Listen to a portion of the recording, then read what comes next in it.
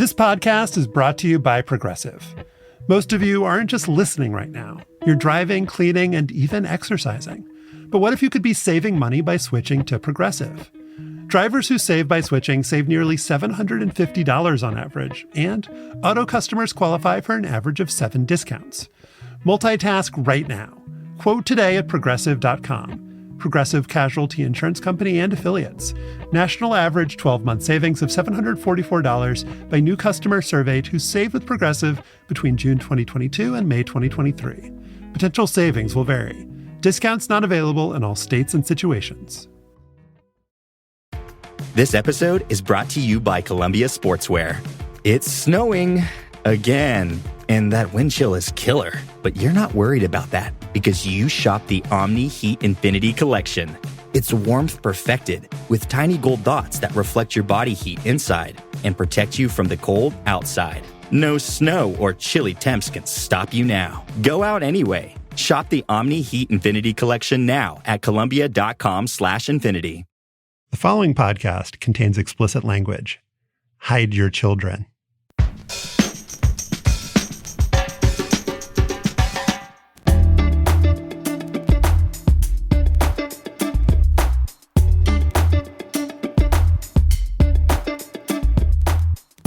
Hi, I'm Josh Levin, and this is Hang Up and Listen for the week of December 18th, 2023.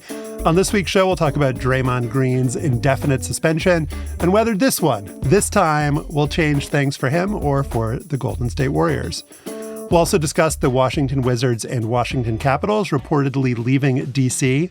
for Northern Virginia. Is it a real thing or just classic sports owner extortion? And finally, we'll dip our toes and our throwing arms into the transfer portal and explain why every quarterback in college football seems to be changing teams. I'm in Washington, D.C., and I'm the author of The Queen and the host of the podcast 1 Year. The finale of our 1990 season is out later this week, so be sure to check that out, or, it's your loss. Stefan Fatsis is out this week, but with me from California, a word freak himself, among other genres of freak. It's Joel Anderson.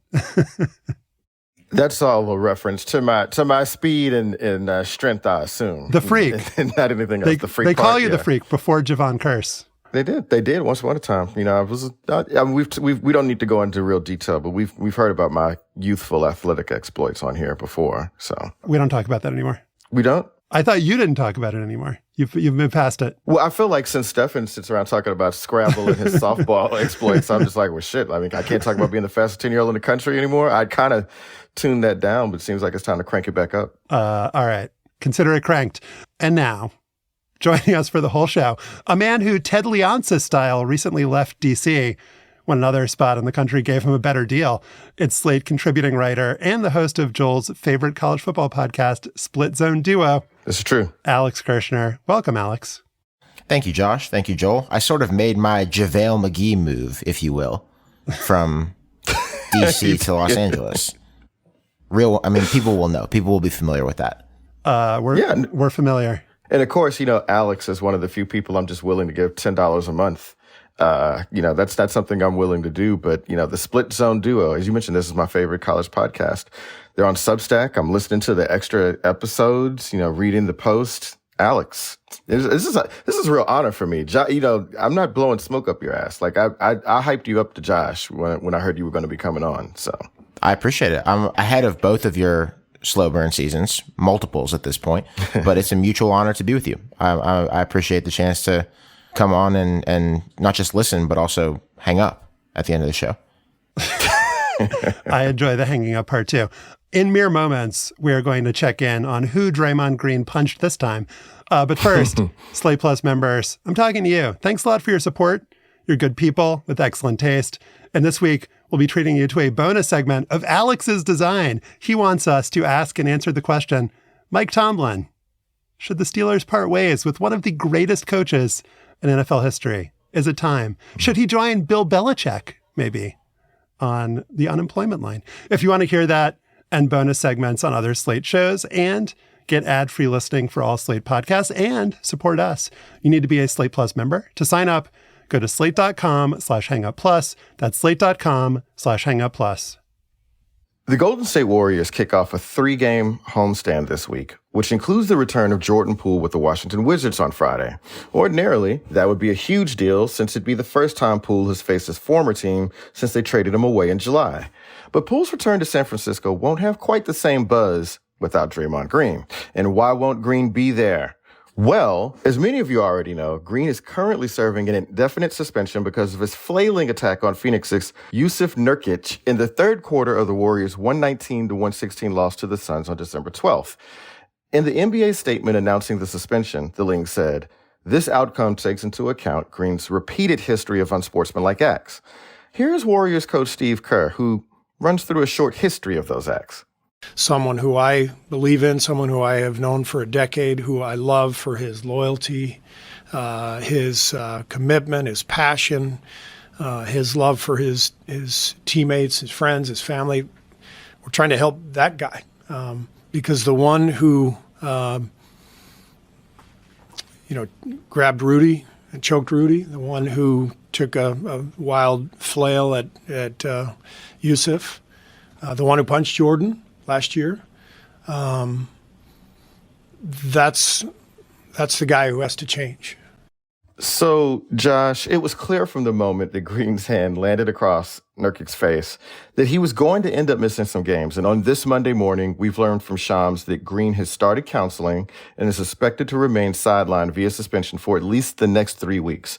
But overall, what do you think about the league's response here? In retrospect, and I think also at the time, I'm trying to think back, it was really weird that the league didn't do anything about the Jordan Poole punch. And what we've learned since, I think, was this from Ramona Shelburne's reporting in ESPN, is that the league kind of respected the Warriors too much to want to get in there and muck around in their business. That, with Bob Myers, with Joe Lacob, with Steve Kerr, they had the structure in place to really deal with this on their own. And what the Warriors did after it both happened and the video came out, after one of their players punched another one of their players in their face, Draymond Green punching Jordan Poole, is nothing. He didn't miss any games. He was I think this was preseason, he was away from the team for a little bit of time.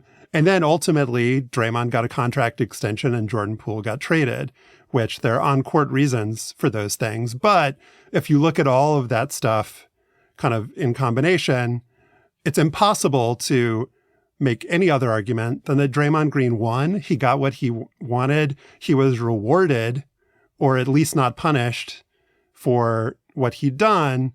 And so, Alex, this is an adult. I don't want to talk about him like he was a child and say because they let him punch this other guy, he's he needed to have been disciplined more and he would be in line now. I don't think there's that kind of a direct line here, but the Warriors did kind of establish the parameters, and the league did too, that, Draymond Green, for doing something much worse than he did in this case with Jusuf Nurkic, wasn't going to get punished. And so this to me just seems like a little bit too little, too late. And for the league to take any kind of high ground around, you need to sit out now, you need to take some time to figure yourself out when nothing was done before. It seems a little bit rich to me. Maybe this is silly of me, but I think there's something cutting about an indefinite suspension that is escalatory in a way that even a longer suspension with a specific number of games attached may not serve. You're so bad, we don't even know what number to attach to it. Right. It's like a damn, this was bad, and also damn, bro, you need some assistance situation that is inferred by an indefinite suspension. That, wouldn't that be chastening to you? If you're told you're suspended from Slate indefinitely, not for 2 weeks, not for a month, and even if you were told 3 months and it's a sabbatical and you might go and do something during those 3 months, you're told get it together and you can't come back to work until you've got it together. I think that even if you wind up suspended for a shorter period of time, but with a definite sticker price on that suspension, there's something that would cut me about that. And I don't know Draymond. I don't know if he sees it the same way, but that was how I would process discipline of this nature. So I think it might be pretty significant. Well, I think it's interesting you said it that way, Alex, because I took note of the way that players talked about him in the aftermath of him hitting Nurkic. You got Rudy Gobert, Kevin Durant, and Nurkic himself saying this brother needs help. And even though we've all kind of joked about Draymond's sort of inability to, control himself. And then there's been the clips of him, his highlights of all his flagrant fouls and the times he's tackled people on the floor and initiated, some other dust ups. It does seem like there's something darker to that, to it, because they actually seem to be talking to him not in a way, not like, man, that's just Draymond. Or, when Rasheed Wallace would get technicals or whatever, and it's just like, that's just Sheed. He can't, stop himself. Like, they seem to be hinting that something else is going on here. And I'm just, without being too serious about it, I'm reminded that there's a lot that we don't know about players anymore for lots of reasons. But,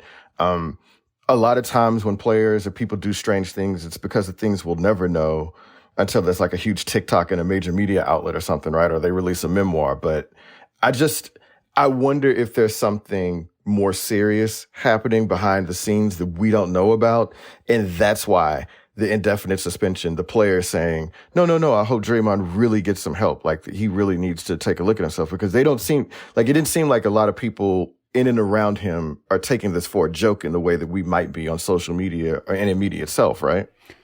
I think that's right. And I think we also don't really know what's going on inside the Warriors franchise, because there are reports that bubble up every now and again. I think you guys have probably seen them, that are suggesting or even outright saying that the team never recovered from the punch last year, that even with separating Jordan Poole and Draymond Green, that it's just not the same there. I mean, this is a team that when it won its first championship, they played a different way than anybody else had played in the NBA. And that is a Steph Curry creation. That is like because of Steph Curry, but it was putting Draymond Green in the lineup instead of David Lee that unlocked that team's potential and made them play the way that they did. I was listening to Zach Lowe talk about this, and there's like a kind of alternate history where the Warriors maybe still win a championship or two or four, but have just a more conventional player in that role, somebody who's not a point center, somebody who's not one of the greatest defensive players ever, somebody who doesn't allow them to play the death lineup or the 5-out way or the way that they played, and they're still great, but they're not transcendent. And so you can say that Draymond has like benefited from playing with some of the greatest shooters of all time. You can say that he's benefited from, or maybe not benefited from, having the support structure around him that allows him to be himself. But it is totally true that this team wouldn't be this team without Draymond Green. And just listening to Steve Kerr try to walk this line of, we need this guy, we respect this guy, we love this guy, he's allowed us to be who we are, but he's also been the thing that's destroyed us, whether it's in the finals when he got suspended for kicking LeBron in the groin. I noticed he didn't mention that in his litany of Draymond incidents, or the fight that he had, on the bench with Kevin Durant that may or may not have led Durant to leave. I mean, this is the kind of devil's bargain of this franchise. And I think, not to fast forward too far, but I think any team would take 4 titles in exchange for a guy who's like caused the amount of trouble that Draymond Green has had, given the like rings culture in the NBA. Like, every team would make that deal. I think so as well. And I think that it's telling that the Warriors, not just at this moment, have decided that he's still worth all of this, and that, he's not someone they just want to cast aside, but that even when he punched Jordan Poole in the head, like, the Warriors were going to keep that one pretty much under wraps. Like, it's not just that the NBA wasn't planning to come down to them until, and maybe stayed away from it because of their respect for the franchise. But like, there was sort of a don't speak ill of the family outside of the family thing that seemed to be going on even at that time. Can you guys think of another example where a video comes out, it's worse than they were talking about, and still nothing happens? It's because the cliche is always like, oh yeah, the video changes everything. The video, will lead to suspension or lead to criminal, not in this case, but like when it's like a police matter, it's like, oh my God, like we have to arrest whoever now. And this video came out and nothing happened. Well, you know what's interesting is that I wonder if something would have happened if it had not fallen during what would have been ring night for the Warriors, right? So, like, or if it had been during the season as opposed to preseason. Or during the season, right? But I mean, I guess that just shows you sort of what they were prioritizing. Not that one of their team leaders, the face of the franchise, attacked somebody and it was caught on camera. It was that, well, he needs to be on the floor for ring night, which, I mean, you know, again, I mean, that is a very special night, right? Like, I don't want to deny that, but if somebody does something that serious, they don't usually get to do that and then go out and, like, you know, bask in adulation and glory, right? Like that, from then on, it already sent the wrong message. But I wish I remember, I mean, people can go back and listen to what we said at the time last year about this. But, you know, I think we all sort of knew back then that, you know, the Warriors could not be trusted to sort of handle this internally, that it was always going to require somebody from the outside to come in and do this. And so, I mean, I think what you see from this, and, you know, Alex, you kind of hinted at, is that people are just tired of this shit. And I mean, and Ramona Shelburne's reporting confirms that the NBA would just kind of looked over there and they're like, we're sick of your shit. Like, so we're stepping in now because we just can't trust you all to handle this on your own. Yeah, well, the Warriors aren't good on the court this year, haven't been good. They're an aging team. Draymond has actually been good when he's been on the court. He's just never been on the court. Klay Thompson has certainly struggled. And so, you know, Draymond has this 4-year, $100 million contract. And so the question is, would anyone want to trade for him? The question is, do the Warriors have any other option from a competitive standpoint other than to try to get everybody back together and playing well again? Because, you know, Steph in his mid-30s is still, seems like he could be the best player on a championship team. I don't know if you have any thoughts, Alex, on like where they go from here. I mean, bad things ahead, as I think is the case when you have salary cap sports with great cores that stay together for a long time. This has happened to eventually every NBA dynasty. It has happened to every quasi dynasty in the other salary cap professional sports. The Pittsburgh Penguins in hockey are headed towards this right now with a bunch of Hall of Famers who are going to miss the playoffs together for the second year in a row. We could talk about various iterations of, you know, not just like the Belichick Brady Patriots and what they're going through right now, not they're just the Belichick Patriots, but that really every elite sports program in a salary capped sport has gone through eventually. The Warriors can't defy gravity, and they're not going to. And I don't know enough to know how long it will last, but of course it's going to end badly. That's the way these things have to go. And if you have players who would respond well, not to say that this is the kind of way that you have to respond that Draymond has, but if you have players who would respond well to kind of fading out of relevance in their sport, then those probably weren't the kind of players who were going to get you to the heights that the Warriors got to in these last 8, 9, 10 years. Right. And I think, you know, the Warriors championship a couple of years ago against the Celtics maybe sort of fooled everybody, right? Because it had seemed like the Warriors were already on the decline. Like they'd missed the playoffs a couple of years. And then, you know, out of nowhere, they come and win a championship. And, you know, Steph has a great year. And they they caught a couple of breaks like any team that wins a championship. They missed you know, Giannis was hurt that postseason. So was, KD and Kyrie and, you know, James Harden. So they, you know, maybe they didn't get the teams they should have got, but that championship fooled everybody into thinking that maybe the life of this dynasty, there was more to it than what there actually is. And so, yeah, like Alex's point, like we're seeing what actually happens to a team that gets old. Like they're getting old, the players are getting less relevant. And the only thing that makes this is unique is that Draymond is sort of a combustible dude. And so he's publicly declining, like on and off the floor in a certain way that makes it more noticeable. But like you said, like this happens to everybody, and it just seems like the Warriors do now. I actually had a question for you all though about like, cause I've heard a lot of people talk about like the labor implications of this, right? And I don't know if, you know, I know Alex, you're a labor guy, right? I mean, we should all be labor guys, you know. All right? WGA members here. Absolutely. Yeah, exactly. Yeah. We're all labor guys, but I am sort of curious because I mean, the NBA did need to do something here, but like to hand over this much power to them, like I don't know if this is the Warriors' fault. I don't know if this is the Players Association fault, but there's something kind of weird about just kind of ceding that sort of power to the league, right? Even though this is a serious matter.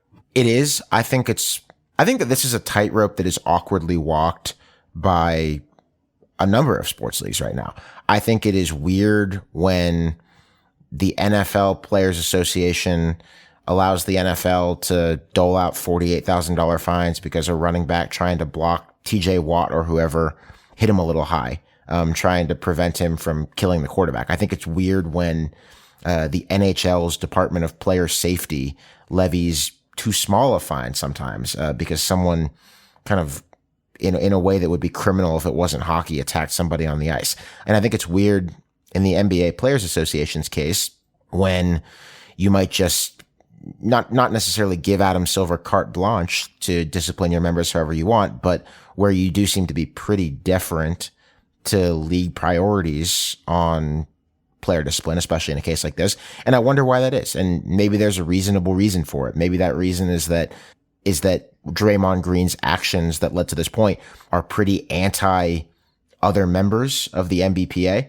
You know, it's a little bit awkward perhaps for the union to have an active role in disciplining one player because he choked out another unit member, or punched another unit member in practice, or hit another unit member in the face this week. I think those internal union politics can be a little dicey sometimes, and maybe that's one of the reasons why they've seemed comfortable letting the league office take the lead, but it is a little curious. I would agree with you, Joel. We're having this conversation the same week that Ja Morant is scheduled to come back, and that was a kind of similar situation in that it was this latest 25-game suspension was an escalation from an earlier one based on this idea, I think, that Adam Silver was pretty explicit about, that Ja Morant was out of control and doing a similar thing, like being seen with a gun on social media after being suspended for doing the exact same thing. I think it's a little bit different in that Ja Morant is a much younger guy. And I think there's not like stipulations in whatever rule book or collective bargaining agreement that you should discipline someone more or less based on their level of seniority. But I think with Morant, the sense that you get, and I wonder if you guys agree, is that this guy is a young superstar. He's a face of the league.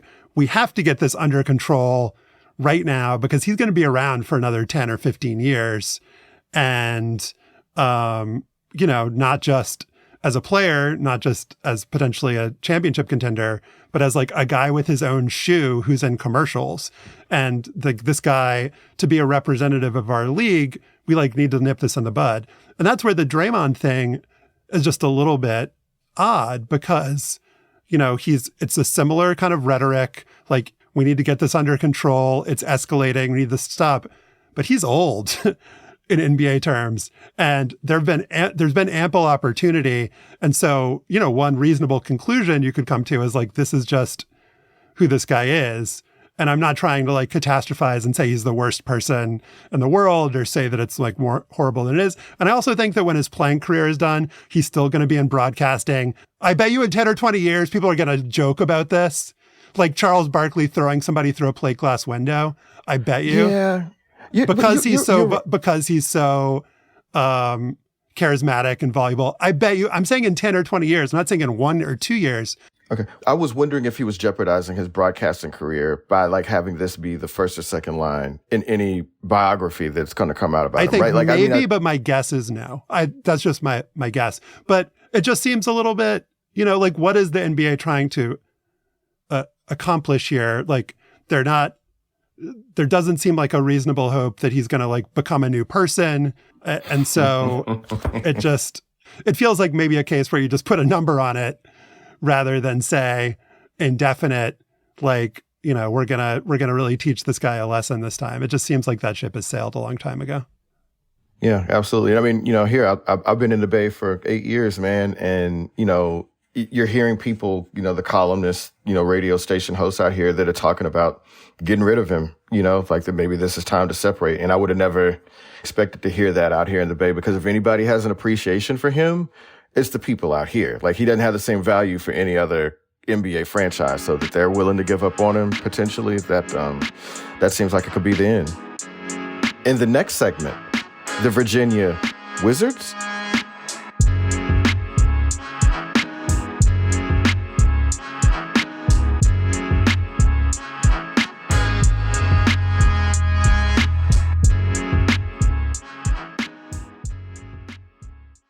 This episode is brought to you by Prize Picks, the largest independently owned daily fantasy sports platform in North America.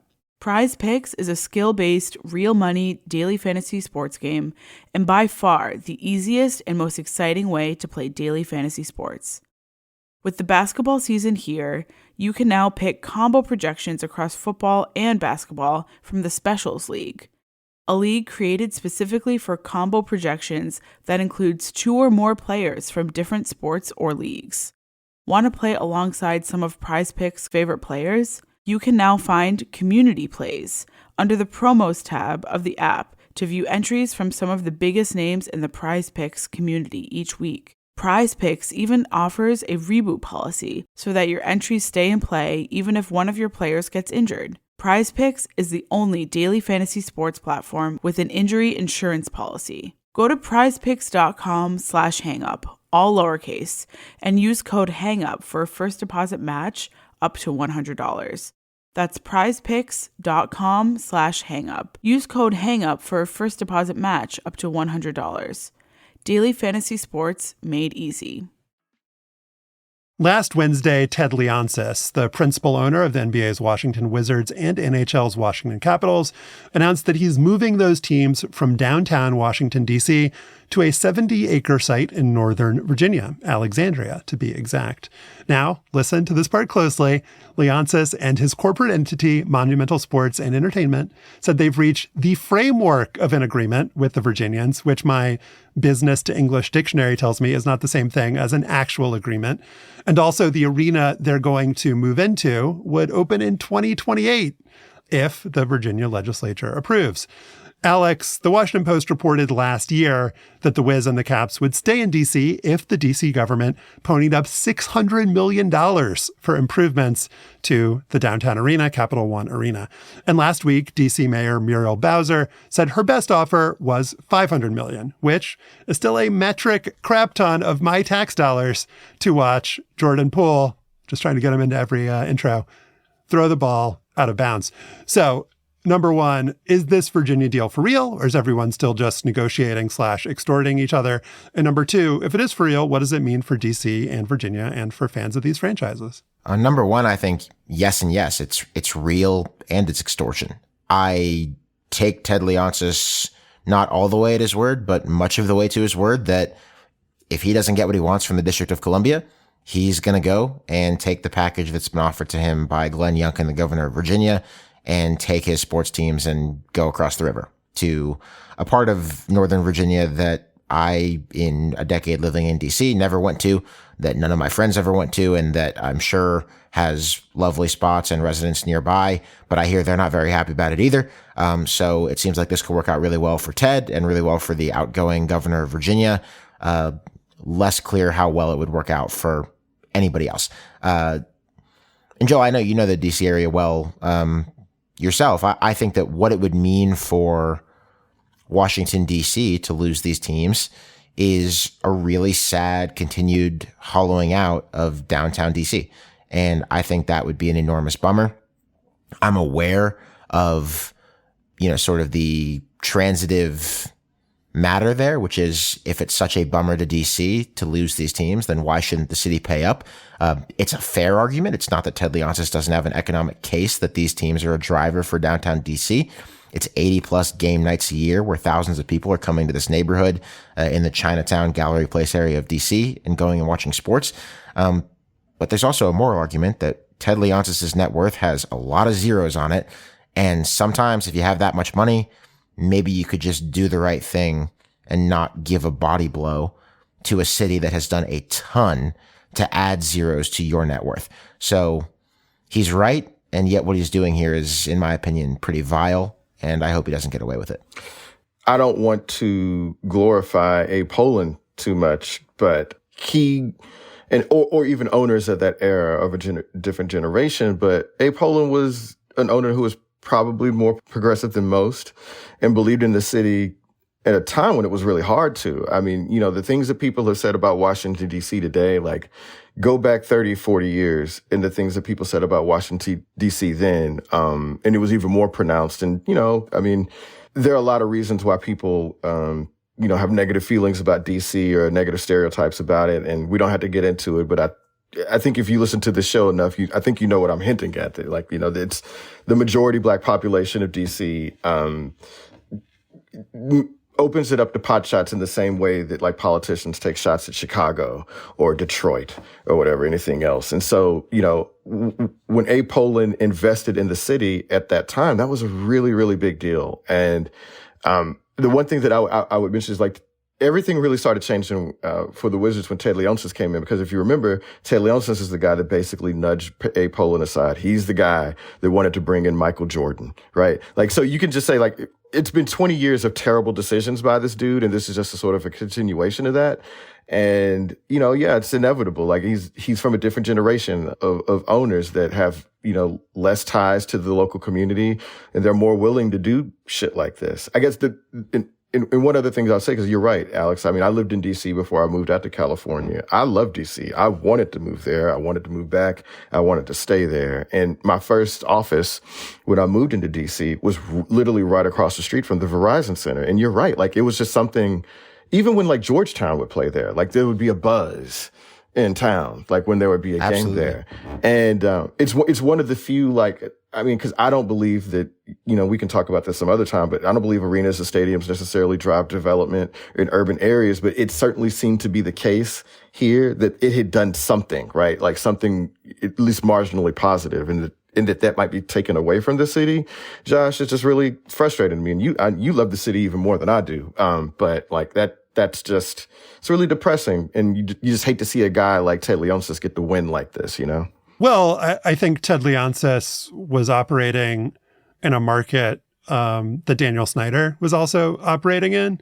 And so, I mean, compared to that guy, anyone's going to look like just an absolute genius and moral leader. And with Snyder out of the picture, I think he ascends in the DC bad sports owner rankings. But, I think that for those of us who like to think of ourselves as like rational and progressive sports fans, the idea of handouts to owners and the idea that these stadiums are a good deal for cities, it's both like anathema. Like stadiums are bad, are bad economic deals. The cities and taxpayers don't get back what they pay for them. But, and this is the exception, because Abe Pollin paid for the arena, $180 million. It's privately owned. And like, for all that we can say that like economic development studies are total bunk, we all know what that arena did for downtown DC, how it spurred all of this development. It's in the footprint of the city. It's not moated by parking. There's all sorts of stuff around it, a metro, restaurants, everything. It drove so much development and so many people. I mean, I went to the Wizards Pelicans game last week. It was the first game I'd been to in a while. The team is ass. Like there's posters of like Corey Kispert everywhere. Like that's what kind of era we're in. And there's still thousands upon thousands of people who go to even a bad NBA game. There's all sorts of people milling around and doing all sorts of stuff. And so I think it's totally right, Alex, that if the arena was never there, then that area would be totally different. And if the teams leave, I guess it's more of an open question to see what they could do with it in terms of concerts and stuff. But it seems like there would be a pretty massive hole. But it's also a two-way street. And, Abe Pollin might have done a lot for the city by putting the teams in that place. But there's a metro hub right underneath the arena that is subsidized not just by the taxpayers of 3 different localities, but also everyone who rides that metro and puts money into this public work that gets a lot of people to that game because there's not a lot of parking around. The city was okay with this giant tract of land and this incredibly desirable central location in the city being used for private enterprise, specifically for the benefit of the Abe Pollins and eventually Ted Leonsis of the world. So it's a two-way deal. And I'm sure the Metro is going to go to, I know the Metro is going to go to where Ted Leonsis is proposing with Virginia to put this new arena to. But the idea that DC hasn't already done so much for this guy and for these teams is weird. And I also think that, like, Joel, I think you're sort of alluding to this earlier, not even alluding to it, but getting to it explicitly. I think that with the Wizards explicitly, there is I don't know that it's a motivation, but at least an outcome here of fleeing a lot of your black fan base that is impossible to ignore. I think it's less obvious with the Capitals. The Capitals, I think, have a more suburban white fan base. It's hockey. That won't shock anybody. But like the Wizards are a DC operation, tried and true. And they're very tied in not just to the city's culture, but to the city's black culture specifically. And that's obvious if you live in DC. And now you go out to the burbs, you make people cross a river. It doesn't smell great. It doesn't smell a lot different than when the Atlanta Braves left Turner Field and went out to Cobb County. And yeah, I mean, that worked out great for Liberty Media, but does that mean we have to cheerlead it that they did it? Absolutely not. Yeah. And I mean, the thing is, I mean, we're talking about, DC residents and what it'll mean for DC. Like, I mean, do Virginia taxpayers want to foot the bill for this shit either? I mean, okay, you'll get NBA basketball, but are you really? Look, what has Ted Leonsis done in the last 20 years to engender any trust that he's going to build a franchise that is going to give you a return on that money, right? Like, at least if we give you all that money, will you build a fucking good team, right? You're not even getting that sort of guarantee. It is funny that they're like grubbing for money from DC at the moment when the team is like, last time I checked, like 3-20. They're a joke. I mean, if you made a team out of Shaq and the Fool clips, that would be the Wizards. Well, right? I mean, we kid, but I think there is like a larger point to be made here, which is that they're losing on purpose. They're tanking to get draft picks. They disassembled the team. And there is an implicit agreement with fans when you do that, which is stick with us for a couple of years, 3 to 5 years, and we'll be back and we'll be good again. When we move to Virginia, I mean, it's a really weird moment to have those two things happening at once. Also, I'm not sure how happy they're going to be with what this actually does for the culture around these teams. Josh, when was the last time you went to Landover to watch the Washington football team play? Oh, never. But that's kind of tied up with my refusal to support Dan Snyder. But like, yeah, I have a personal ban on FedEx Field. I refuse to go there. It's horrible. Impossible to get to. It's awful. It's horrendous. You would literally have to pay me. I have been paid to go there, but it would have to be a lot. And you can't say the same about going to Capital One. Sorry, Joe. No. That's a good point, because I mean, it's the same thing that happened in Atlanta, right? Like, people didn't want to go downtown to see the Braves, and so they plucked it out there in Cobb County, which is not an easy place to get to. And anybody that lives there or has been to a game there will tell you that traffic is a snarl. Like, it is, totally fucked up, the traffic flow in that area. And it wasn't great to begin with, but like, this has only made it worse. So I thought that we had learned in the previous generation over those last 20 or 30 years or so that like fans don't necessarily like driving out to the suburbs to watch these games, right? Like, it's more difficult. That, there was a reason that the urban renewal thing had some heft to it, that like, oh, people like and enjoy going into cities, and they like the idea of being able to possibly take public transit into a game, and, instead of having to park and all that sort of stuff. So I still think it's going to be nonsense, but, it is really interesting, because it used to be that a team could hold a city hostage by threatening to move to another area completely, right? Like, Ted Leonsis isn't talking about moving to Seattle, right? Like, he's not talking about moving to a place, or Nashville or Kansas City or some other place. Like, he's just he's in the really fortunate position of being able to pit these like mid-sized suburban towns against one city. And that's really to his benefit. And I would say that if Adam Silver didn't want this to happen, it wouldn't happen, right? Like, you got to think that Adam Silver is somewhere behind here saying like, cool, go ahead, do whatever you got to do to get what you can get, right? Well, I mean, DC is the perfect spot for extortion. I mean, you have Virginia and Maryland that you can play off of each other as well. I mean, this is a classic. Jack Kent Cooke did it with the Washington team threatening to move to Virginia, and it didn't happen. I mean, that's why I kind of frame this whole thing around, is this real or is this extortion? It's just such a classic play that it can be hard to distinguish what's real and what's fake. And, another point I wanted to make to kind of broaden this out for folks who don't live in DC, aren't familiar with DC, is that this is just the kind of thing that if you're a fan or you follow leagues, if you're a neutral, if you just look at things from a national perspective, that's just really invisible. Like we know, like fans notice when a team moves from Montreal to DC, a baseball team. Fans notice a relocation like that. But when a team moves from Oakland to San Francisco, like the Warriors did, when a team moves from Detroit to Auburn Hills, like the Pistons did a generation ago, like the Braves that you've been talking about, it is just such a dramatic change for people within that market in terms of how they perceive the team, how they're able to follow the team, and just the jersey, the name on the jersey doesn't change, the mascot doesn't necessarily change, but it's just such a dramatic shift, and it's often one that we don't think about unless it affects us. Yeah, and I don't want to pretend that like Ted Leonsis is some sort of unique character here to that point too, right? When I was a City Hall reporter in Shreveport, Louisiana, that's where I first started learning about the boondoggle of taxpayer subsidies for, stadiums, convention center hotels, that sort of stuff. And so if you go actually and look at this website, it's one of my favorite ones, fieldofschemes.com.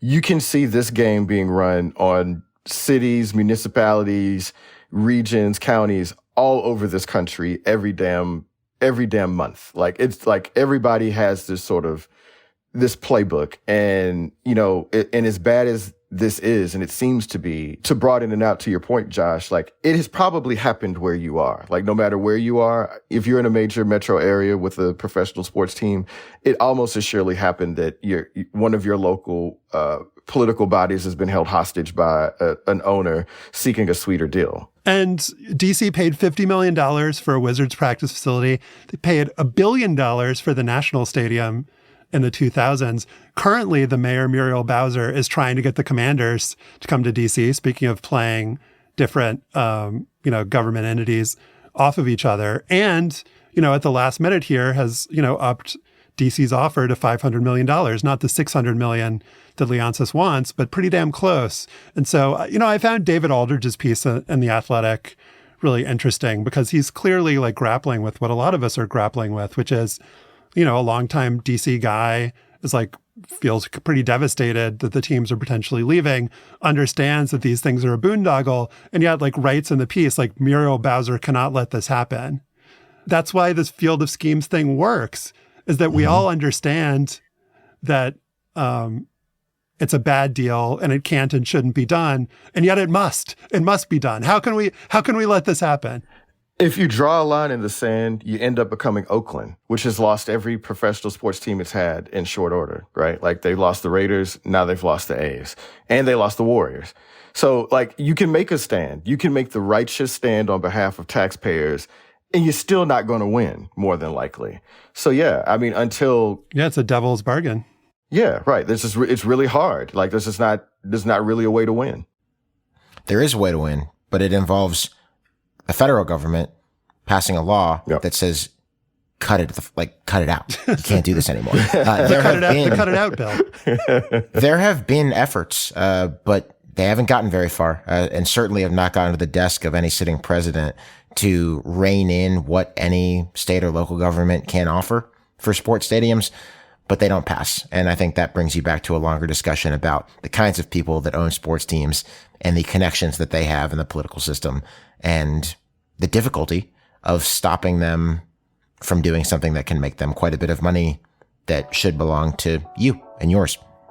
Up next, we'll dive into the college football transfer portal and hopefully emerge on the other side with a scholarship offer.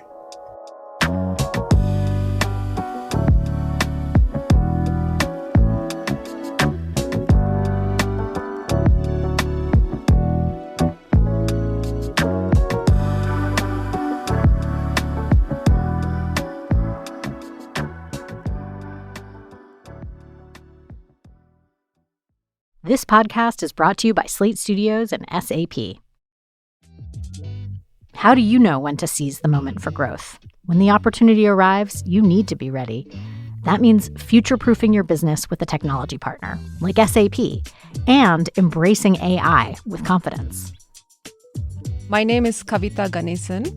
I'm the author of The Business Case for AI, and I advise leaders and tech teams on how to go about their AI initiatives. AI is a special type of software automation which tries to solve complex problems, like it can ingest lots of data and then render one decision. Companies have barely scratched the surface with AI. If you take an industry like supply chain, their data is all over the place. You have data in procurement, you have data in sales, you have data in manufacturing. So you need a single platform to bring all of that data together and help analyze that data. Companies are slowly going to start integrating AI into their workflows. That will change the whole business landscape. So instead of doing all the low-level work, people will be the data creators for AI systems. Having AI in the loop will help businesses become more sustainable over the long term, survive different problems, shutdowns. So I'm excited about the prospects of that. Relevance, reliability, responsibility. Future-proof your business with SAP Business AI. Head to sap.com/be ready to learn more. Still searching for a great candidate for your company? Don't search, just match with Indeed. If you need to hire, you need Indeed. Indeed is your matching and hiring platform with more than 350 million global monthly visitors, according to Indeed data, and a matching engine that helps you find quality candidates fast. Ditch the busy work. Use Indeed for scheduling, screening, and messaging so you can connect with candidates faster. And Indeed doesn't just help you hire faster. 93% of employers agree Indeed delivers the highest quality matches compared to other job sites, according to a recent Indeed survey. Leveraging more than 140 million qualifications and preferences every day, Indeed's matching engine is constantly learning from your preferences. So the more you use Indeed, the better it gets. And listeners of this show will get a $75 sponsored job credit to get your jobs more visibility at Indeed.com/hangup.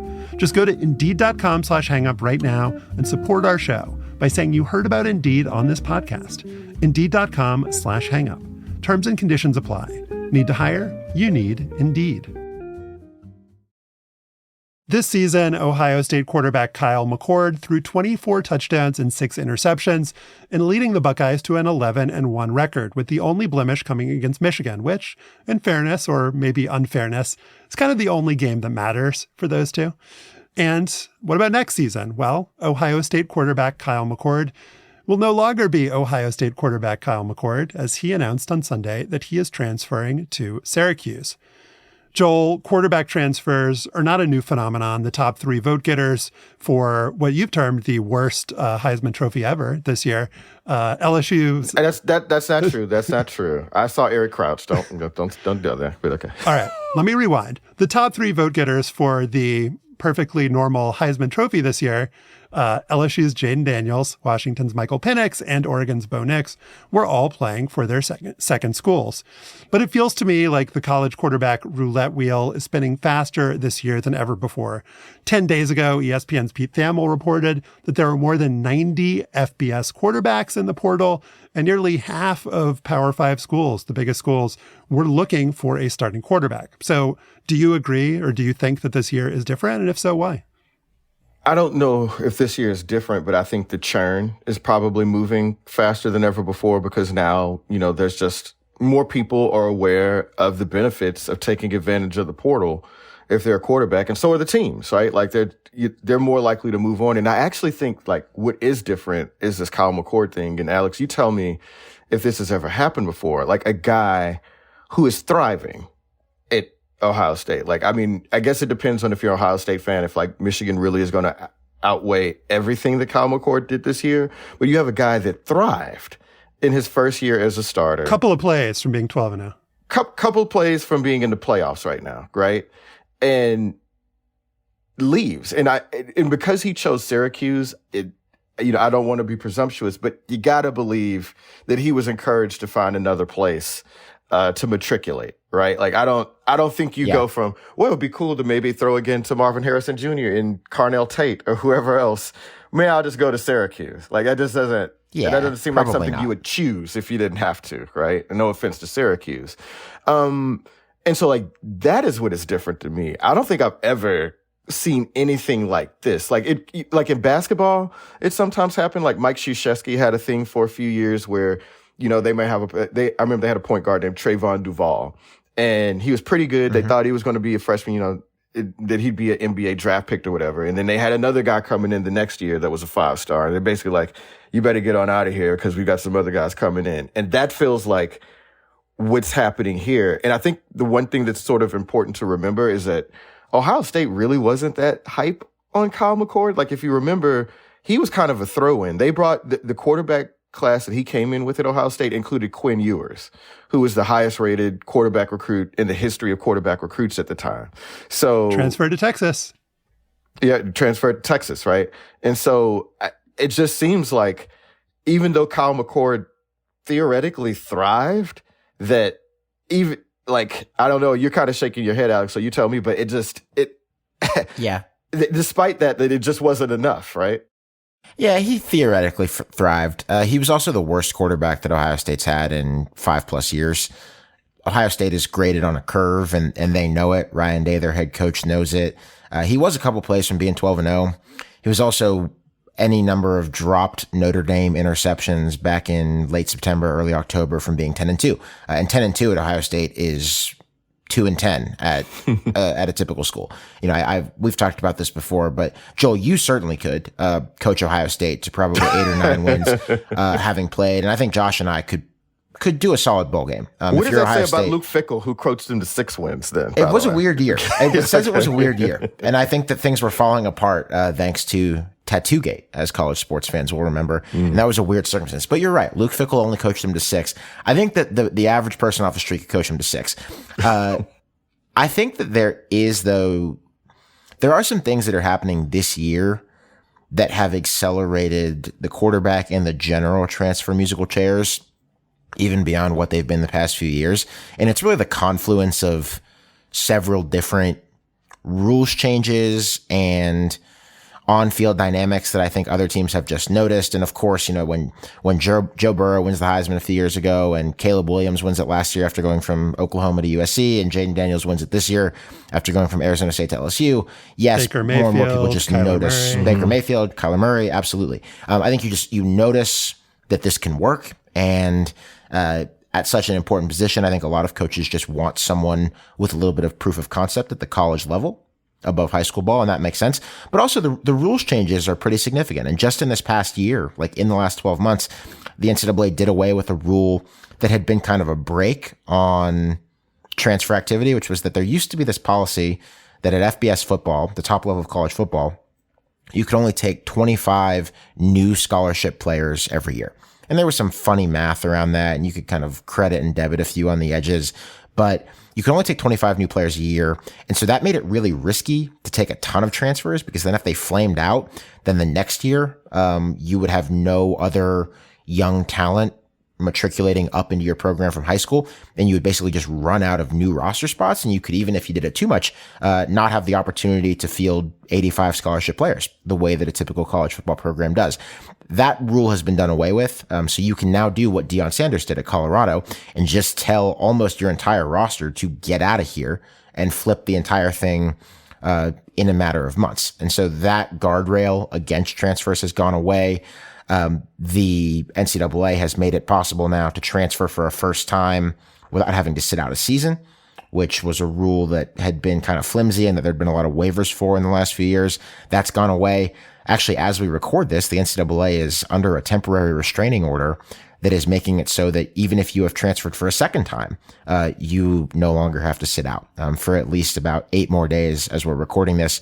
And I think eventually they're probably going to get beat in court, and that policy is going to go away. So there are just all of these bureaucratic changes in the sport.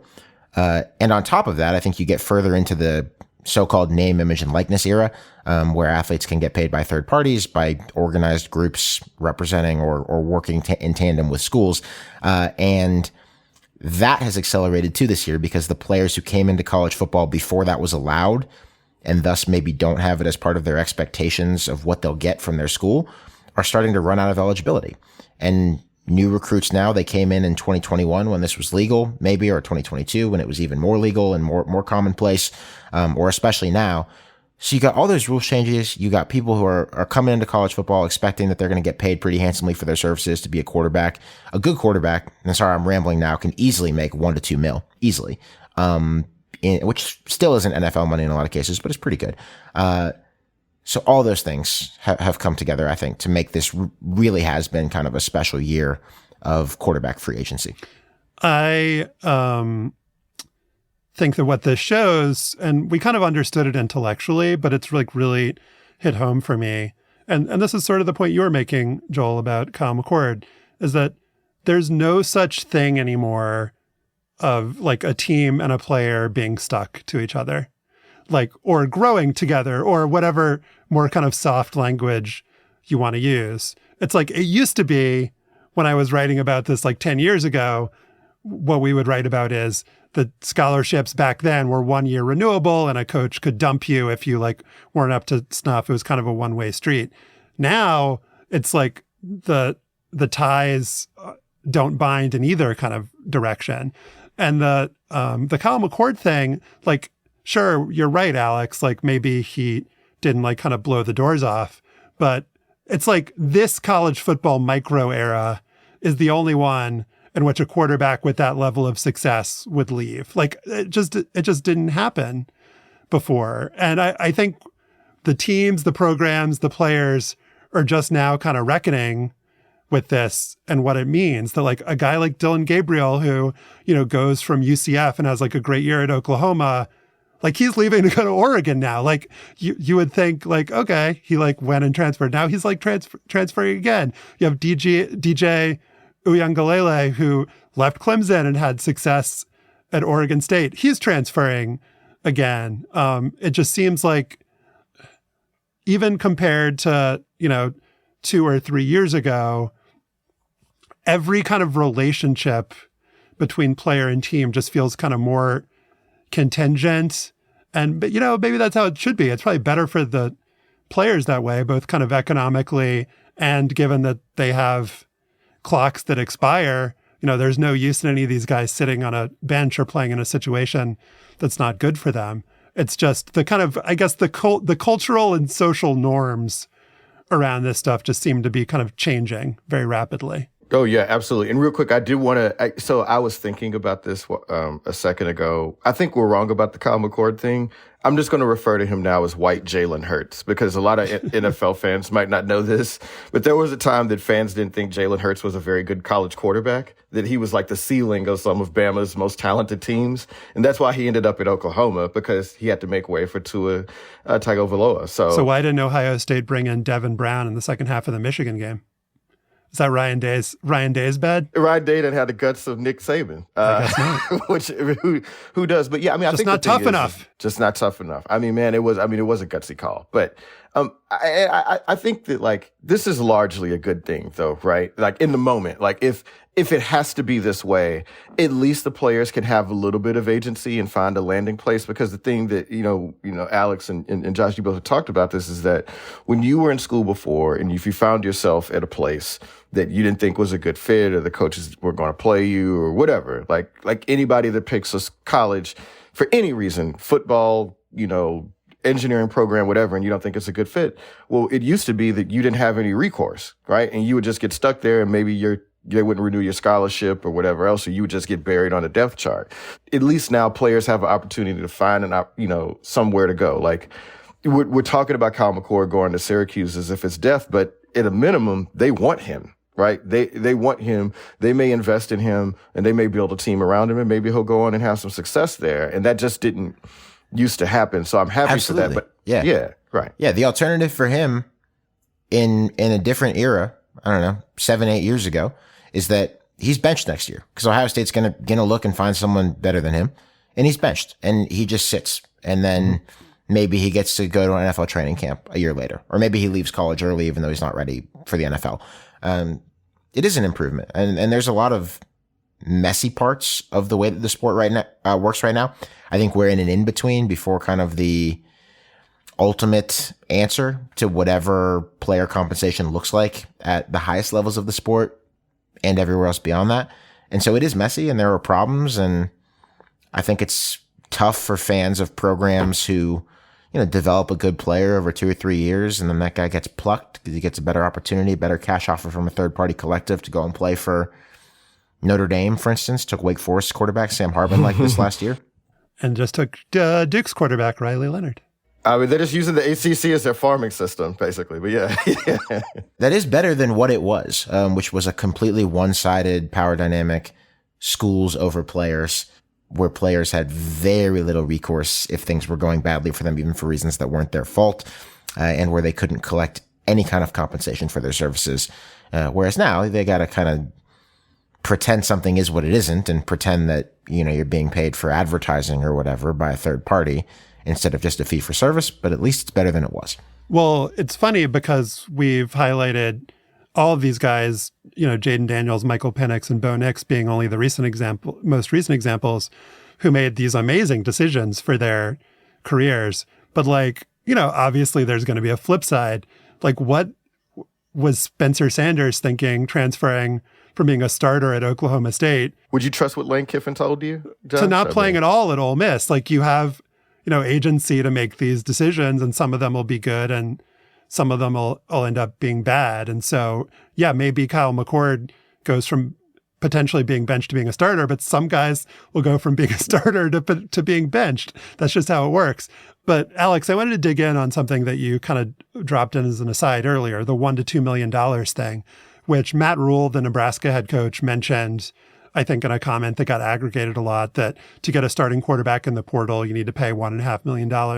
Do you think it's surprising that the actual financial compensation that these guys get is still kind of really under wraps? I mean, it came out with the Jaden Rashada thing, the quarterback who had committed to Florida and then ended up leaving. There was $7 million was kind of thrown around, but that was really a one-off case.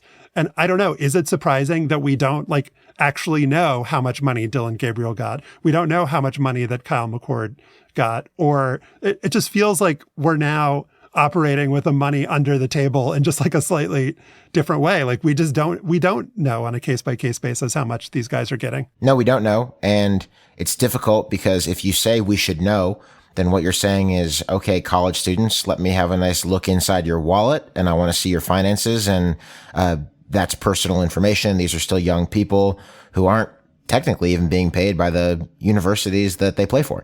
On the other hand, there's a reason, well, there are numerous reasons, this isn't the only one, that every NFL contract is public. It has to be filed with the Players Association, obviously, to make sure that it's on the up and up and within compliance with NFL rules. But also, salary transparency tends to be pretty good. And we talk about that in fields ranging to journalism and podcasting. And I don't think it is good that nobody really has a window into what other people are paying and getting. I'd love to believe that markets are efficient and that they're all going to sort things out and everyone's going to get a fair rate. This seems like a classic example of what would be an extremely inefficient market. Yes. But, it's not, and I'm sure it opens up a lot of room for problems. But I don't know, Joel, I wonder if this had been the scheme when you were running the ball at TCU, and I said, hey, Joel, tell me exactly what you got paid by TCU's NIL collective so that I can make it easier for the running back at Baylor to strike a fair deal. Would you have said at 18 or 19 or 20, yeah, cool, Alex, I'll tell you everything? I don't know, maybe. I mean, it'd have been tough. I mean, I guess, girls would be paying attention. They've been reading the newspaper. You know what I'm saying? Hey, I make $75,000 a year, Yeah. I'm not just staying on the dorm, So I might have been cool with it. But don't you think all this is really timely given, the new NCAA president's proposed rule changes? This all seems for the first time in my life, I actually believe that there is going to be the sort of change that everybody has been calling for, right? All the conversations we're having are building towards something that Chip Kelly actually talked about after the LA Bowl win over Boise State, that football is just going to go independent. Maybe you'll get that transparency, maybe you won't, but it'll be more of a formal employer relationship with these universities that is sort of stripped away from the educational mission of all this. And it'll be basically semi-pro football, right? That. It seems like we're all building to that for the first time in my life, and that maybe we might see that even sometime in the next 5 years. Yeah, and there's going to be problems with that too. You know, I think that even those of us who think that players need to be compensated fairly for what they're doing on the field, a lot of us still think, and I count myself in this group, I'm cool with it that there has to be an academic requirement to play for a college football team. Like, I'm okay with that personally, in the same way that I'm okay with it if you got to be a student at a school to work in the visitor center or do any number of different campus jobs. I also think that going to a world where athletes are expected to generate a specific financial return and or can be fired, which would be part of an employer-employee relationship, would be very troubling. By the same token, I think collective bargaining sounds pretty decent, even if I think that in the first couple of cycles that the players would probably get rolled because they'd be very inexperienced in negotiating for these kinds of things. A mess. And it's a complete mess. And at least the NCAA president, Charlie Baker, seems motivated to do something. I don't know if it's exactly the right thing, but it's something. It's not just sitting on his hands, which is what all of his predecessors did. It's motivated because if they don't do something, that like it'll be taken out of their hands. Oh yeah. Right. And they're still going to Congress every month now to beg for an antitrust exemption so that they can put in place national caps, more restrictions on athlete compensation. And it's just not forthcoming. Like, nobody looks at, I mean, Josh, you live in DC. We all know political reporters here at Slate. Like, you talk to like someone who actually like works and lives on Capitol Hill and is familiar with the intimate dynamics of how bills become laws and things of that sort. Nobody, like, they laugh when you ask them if the NCAA is going to get the kind of federal intervention that they've been clamoring for 3-4 years now. They laugh, and maybe they'll have the last laugh years down the line, but it seems foolish to bank on that. So you got to come up with something on your own rather than get bailed out. They're busy working on getting Florida State into the playoff. That's yes. going to happen. Scott is focusing on the important things. Yeah. If you enjoyed this conversation, and if you didn't, then there's something wrong with you. Then you should check out Alex's college football podcast, Split Zone Duo, and also check out his writing in Slate. Alex will be back with us for our bonus segment momentarily. But for now, thank you so much for coming on the show. Thank you both.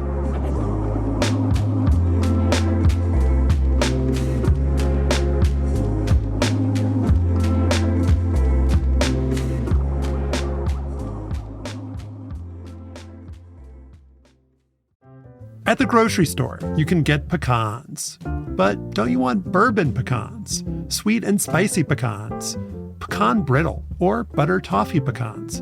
If you're eager to try these, head to nuts.com to see the hundreds of different varieties of nuts they offer. Those bourbon pecans, I can tell you, are quite delicious. Nuts.com is your one-stop shop for all of those different kinds of pecans, bourbon and otherwise, freshly roasted nuts, dried fruit, sweets, pantry staples like specialty flours, and more. Their wide selection means there's something for everyone, and Nuts.com quality is a top priority. They roast their nuts and pop their corn the same day it ships, so they reach you deliciously fresh, and satisfaction is guaranteed. Right now, Nuts.com is offering new customers a free gift with purchase and free shipping on orders of $29 or more at nuts.com/hangup. So go check out all of the delicious options at nuts.com/hangup. You'll receive a free gift and free shipping when you spend $29 or more. That's nuts.com/hangup. Now it is time for Afterballs, sponsored by Bennett's Prune Juice, endorsed by Kenny Sailors, who says it was okay. On Sunday in Tampa, Florida, one of many American cities that have a place in Joel's heart. Great place. The University of Texas, a place in America that is not close to Joel's heart, swept Nebraska to win its second straight NCAA women's volleyball title, the first one on broadcast television. This match aired on ABC. It's been a huge year for volleyball. It was pretty much a trouncing for the Horns, and it got trouncier as it went along, with Texas beating Nebraska 25-22, 25-14, 25-11. 3 straight sets. That was surprising. So a little surprising. Texas landed 3 players on the all-tournament team, one of them being freshman setter Ella Swindle, and the other 2 being daughters of NBA players. The tourney's most outstanding player, Madison Skinner, her dad being longtime NBA center Brian Skinner, had 16 kills in the final. And this was her 3rd NCAA title. Speaking of the transfer portal, she won 1 with Kentucky before transferring to Texas and taking the last 2. And then there's Asia O'Neal, daughter of center Jermaine O'Neal, longtime NBA player.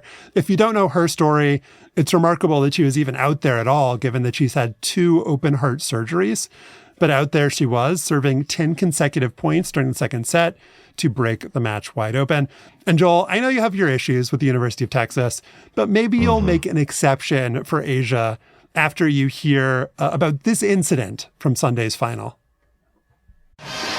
So in the break, we learned that Asia O'Neal got a yellow card for basically taunting through the net. Yeah, and I love that intensity from Asia O'Neal. I'm not shocked that you're saying that. But the rule is you're not allowed to cheer through the net. You have to turn pretty immediately and cheer and celebrate with your teammates. Do they do that in men's sports? They don't, and I love it. Do they do that in men's sports? I find that hilarious because in volleyball, more than any other sport, the whole kind of culture of just like completely over the top celebration after every single point. Every point. Yeah. And yet you just have to turn. You have to turn to the side. I'm turning to the side of my microphone. You can't taunt through the net.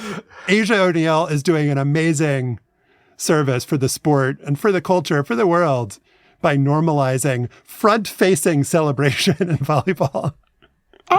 You know what? That puts her somewhere in my top 4 of favorite UT athletes. I'll give her TJ that. Ford, Vince Young, Asia, Earl Campbell. No, well, I didn't include Earl, but he's maybe top 5. I really was a big Ricky Williams fan. I dug his style. So, since I haven't been able to bring it up anywhere else in the show, it just popped into my head. What did you think of the Titans-Texans game with the Titans wearing the Houston Oilers throwbacks? Don't even get me started on that troll shit. move. I mean, what the fuck? Get your own identity, Titans. Like, is it not enough?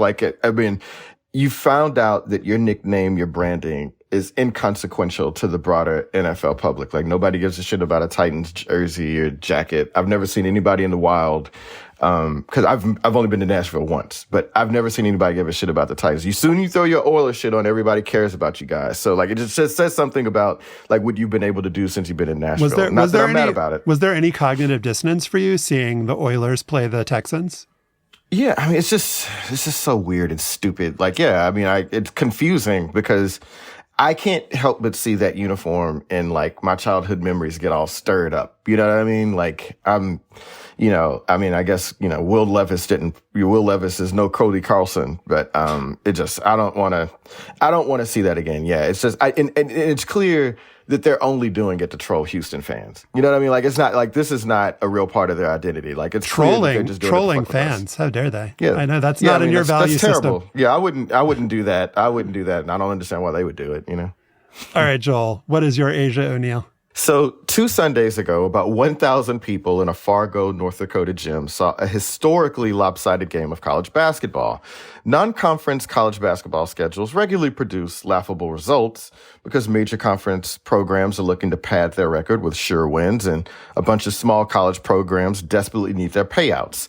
And that's surely why North Dakota State welcomed tiny private school from Minnesota called Oak Hills Christian College for a game on December 10th. It also happened to be Junior Bison Club Day and Wear an Ugly Holiday Sweater Day there in Fargo. No word on how ugly the sweaters were, but the game was pretty unsightly. North Dakota State won 108-14. The Bison's 94-point margin of victory tied the modern men's Division I college basketball record because in 2019, Utah was the first to set the record in a 143-49 win over Mississippi Valley State. And on paper, the game was as one-sided as the score indicated. After jumping out to a 10-4 lead, North Dakota State went on to score the next 24 points to take a 34-4 lead. Oak Hills Christian's Emmanuel Coffey hit a free throw with 9:35 left in the first half to make the score 34-5. And Oak Hills didn't score again until 17 seconds in the second half when Josiah Moulton's layup made it 60-7. So that was almost 10 minutes of scoreless basketball for poor Oak Hills. In all, the Wolfpack made just 6 of their 49 field goal attempts. That's a little more than 12%.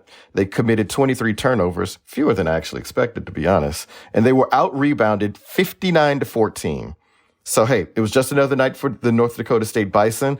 All 12 of their players who entered the game scored at least 2 points, and 11 of those players finished with at least 5 points.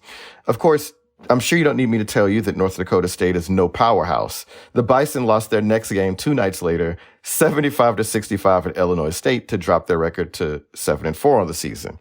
But Oak Hill's Christian, not since Bishop Sycamore has an overwhelmed opponent turned into such a national punchline. And it seems things I thought you were going to say when... an overwhelmed opponent with a tree in its name. Oh, I didn't even think about that, but that makes sense. Guys, assume that I meant to say that and that Josh said it for me with the tree in its name. So yes. But it really seems that things started when North Dakota State announced the win on its Twitter account. No caption, no joke, just the score. And from there, the posts and jokes and the pictures started making their way around the timeline. So here's one tweet. If you got the 10 most recent people who told you they could have went D1 but never played college basketball and put them against a D1 team, this would be a result. And the game might have even been too sicko for the Sickos committee, which simply retweeted the ND State tweet and said, "What the what?" And of course, there's a story behind how this team in school came together. Oak Hills Christian College was founded in 1927 in Bemidji, Minnesota. The school has little more than 100 students, and according to the school, is a Christian academic community whose mission is to provide biblically centered higher education. Oak Hills isn't part of the NCAA. It's not even part of the NAIA. Its athletic program competes in something called the ACCA, the Association of Christian College Athletics. That's a collection of about 17 schools that include Arlington Baptist University, Ozark Christian College, and the University of Los Angeles College of Divinity, ULACD, one of the powers. So look, currently Oak Hills Christian's roster lists just one player taller than 6'4". And seriously, I encourage all of you listening to stop right now, go online and look at its roster page. As one person on Twitter said, they played a church league team. And I mean, yeah, actually, kind of. They did pretty much. Its head coach doubles as a faculty advisor and instructor for the business program. As you might expect, even in the little old ACCA, Oak Hills hasn't done much winning. The Wolfpack has won only 2 of its 11 games this year, including an earlier 79-point loss to Bemidji State on November 16 and a 72-point loss to Dickinson State on November 24th. Look, this isn't a visual medium, so I can't show you the link to their highlights that are circulating on social media. But I promise you, Oak Hills looks exactly like a team that lose by nearly 100 points to a Division I or even a Division II basketball team. So here's a clip from the loss. This is one of the announcers calling a Jordan Poole-esque 3-point attempt from 6'1" sophomore Jonah Knutson. Move your feet. And what I like about the... Oh. Yeah. I mean, there's a lot of that going on in the clip. So that is a lot of but there's something a lot less funny about this team and its school. In fact, prior to last week, almost nothing was known about Oak Hills' basketball team, and much more was known about its legacy of anti-LGBTQ discrimination. In fact, the school was once ranked among the, quote, absolute worst campuses for LGBTQ youth by Campus Pride. Homosexuality is forbidden at Oak Hills, and employment applicants must affirm that they understand that. Students must sign a similar waiver, which states, in part, by contrast, followers of Jesus Christ will repent and flee from sinful attitudes or actions such as sexual sins, immorality, lust, adultery, homosexuality, immodesty, orgies, pornography, sexual violence. So obviously that's not a place where Rick Pitino can coach, and they're not going to be able to build a powerhouse program there. But look, Oak Hills Christian College doesn't play again until January 5th, when the Wolfpack travels to Kansas City, Kansas to play Kansas Christian College. And that's a game where they may actually have a chance.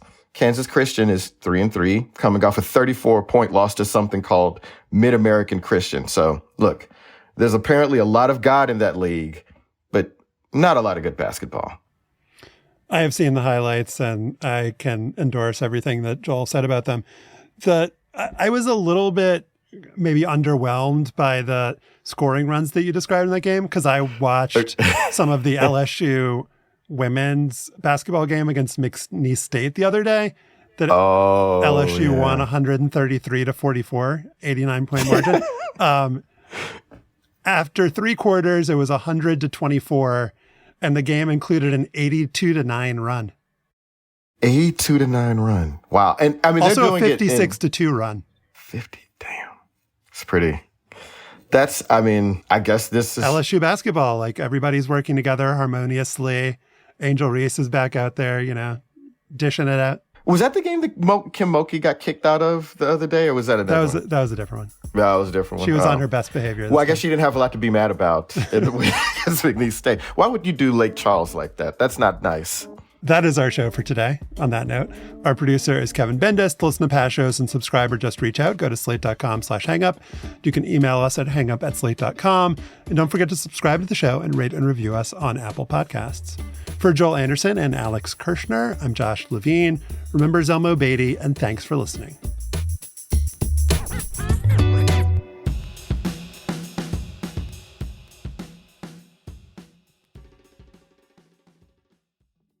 Hey everybody, it's Tim Heidecker. You know me, Tim and Eric, Bridesmaids, and Fantastic Four. I'd like to personally invite you to listen to Office Hours Live with me and my co-hosts, DJ Doug Pound. Hello. And Vic Berger. Howdy. Every week we bring you laughs, fun, games, and lots of other surprises. It's live. We take your Zoom calls. Music. We love having fun. Excuse me? Songs. Vic said something. Music. Songs. Music. I like having fun. I like to laugh. I like to meet people who can make me laugh. Please subscribe now.